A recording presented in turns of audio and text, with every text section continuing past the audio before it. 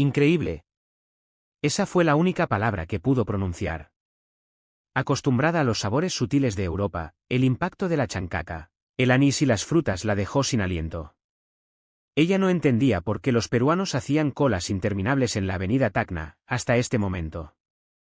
Bienvenidos a la historia de Josefa Marmanillo y el postre que, según dicen, fue dictado por los ángeles para sanar un cuerpo y enamorar a un país entero. Julia me miraba con los ojos brillantes, limpiándose una gota de miel dorada de la comisura de los labios. A su alrededor, la fe del Señor de los Milagros lo inundaba todo de morado. Ella, que siempre decía que los postres europeos eran los más refinados del mundo, acababa de ser derrotada por un trozo de masa crocante y caramelos de colores. Pero esta no es solo la historia de una extranjera probando un dulce, es la historia de cómo la fe de una mujer cambió la gastronomía de un país para siempre. Para alguien nacido en Italia, el concepto de dulce suele estar ligado a la sutileza, un tiramisú ligero, un gelato de vainilla, una panna cotta delicada. Por eso, cuando traje a Julia a Lima en pleno mes de octubre, sabía que su paladar iba a sufrir un cortocircuito. Caminar por el centro de Lima para un europeo es una experiencia abrumadora.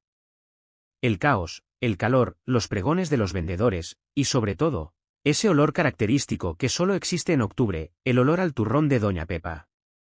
Marco, ¿por qué todo el mundo lleva esas cajas naranjas?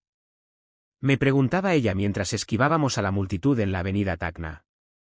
Le expliqué que, para nosotros, esa caja no contiene solo harina y azúcar.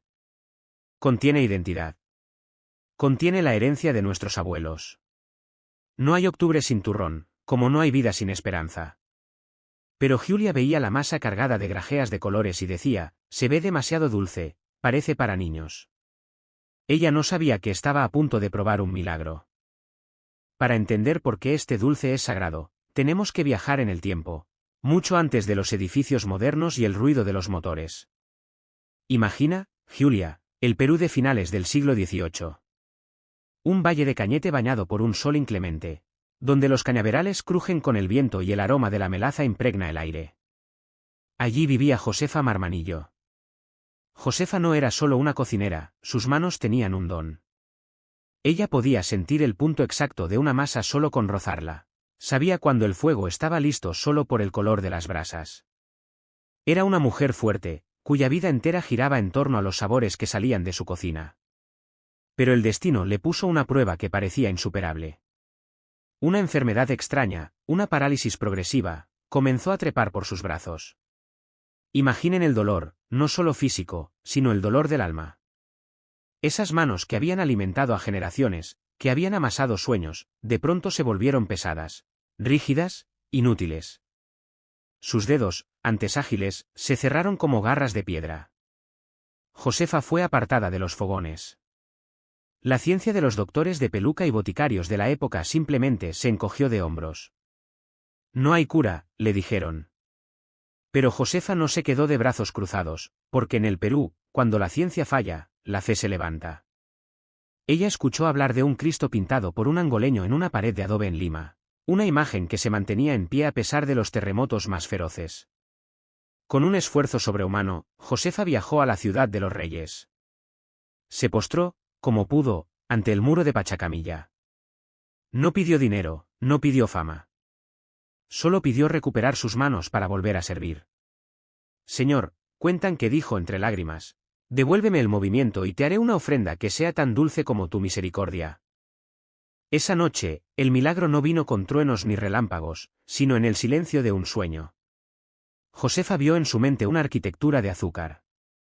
Vio como sus propias manos, ya sanas en el sueño, moldeaban palotes de harina untuosos, aromatizados con anís, y cómo los apilaba como si estuviera construyendo un templo. Vio una miel espesa, de un color ámbar profundo, que caía en hilos infinitos desde el cielo, uniendo cada pieza. Al despertar en su humilde lecho, Josefa sintió un calor que le recorría los hombros. Lentamente, estiró un dedo, luego el otro. Cerró el puño y lo abrió. El milagro se había consumado. Sus brazos volvían a tener vida.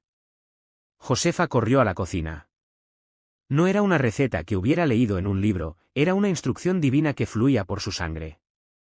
Empezó a tostar el anís hasta que la cocina se llenó de ese olor medicinal y dulce. Mezcló la manteca con la harina hasta lograr una textura arenosa, casi como la tierra bendita.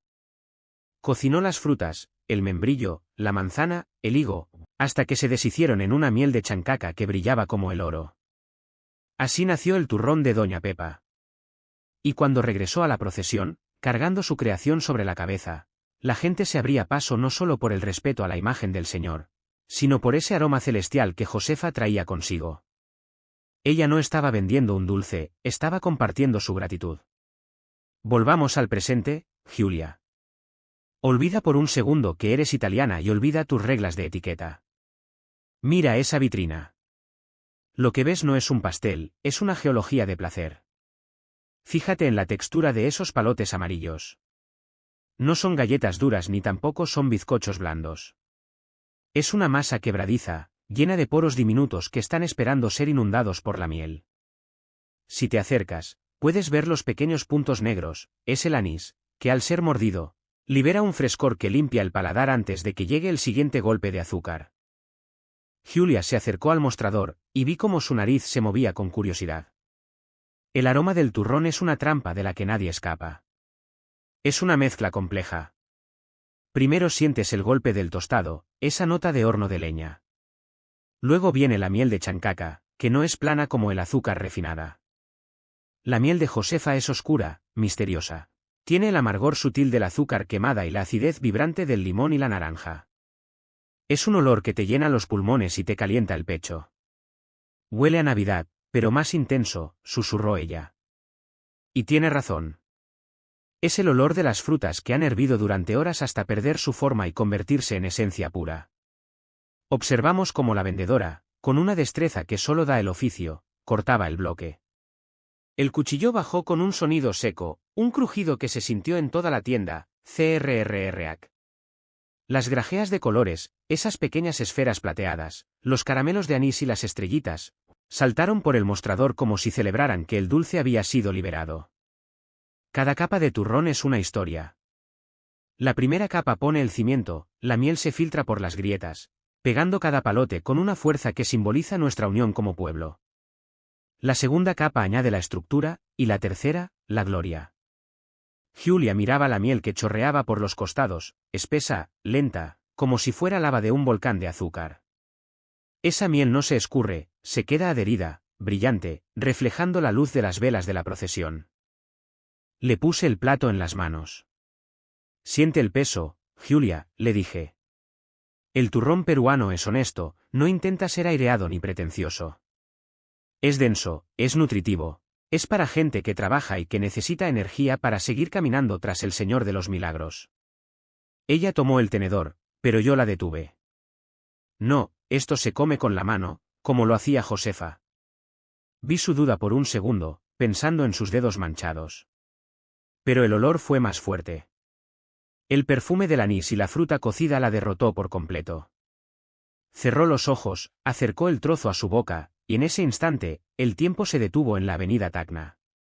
El prejuicio europeo de la sutileza murió en el primer mordisco, aplastado por la potencia de 5 siglos de tradición mestiza. Pasaron 10 segundos de silencio absoluto. Giulia abrió los ojos y lo que vi en ellos fue puro respeto. No es solo dulce, dijo sorprendida. Tiene capas de sabor. Siento el membrillo, siento la hoja de higo. Marco, esto es una obra maestra de ingeniería manual. Vi a mi novia italiana, la misma que criticaba la exageración peruana, pidiendo una segunda porción. Se olvidó de la dieta, se olvidó de la sofisticación europea y se entregó al placer de un postre que tiene alma. En ese momento, ella entendió por qué los peruanos hacemos colas bajo el sol. Porque el turrón no se come con la boca, se come con el recuerdo de la familia, con el respeto a la historia de Josefa y con la devoción al Señor de los Milagros. Al final del día, mientras caminábamos de regreso con nuestra caja naranja bajo el brazo, me di cuenta de algo. El Perú tiene esa capacidad de peruanizar a quien sea que se atreva a abrir su corazón y su boca a nuestras tradiciones. Para ustedes, que me escuchan desde casa y que quizás hace tiempo no prueban un turrón de carretilla, este vídeo es un homenaje a nuestra resistencia. Josefa Marmanillo nos enseñó que de la dificultad nace la dulzura más grande. Que no importa de dónde vengas, si de Italia o de Cañete, ante un buen turrón de Doña Pepa todos somos iguales. Somos hijos de una tierra que sabe a miel y a fe. Si tienes a alguien que duda de la grandeza de nuestra cocina, tráelo a la avenida Tacna en octubre. Deja que el olor de la miel lo derrote como derrotó a Giulia.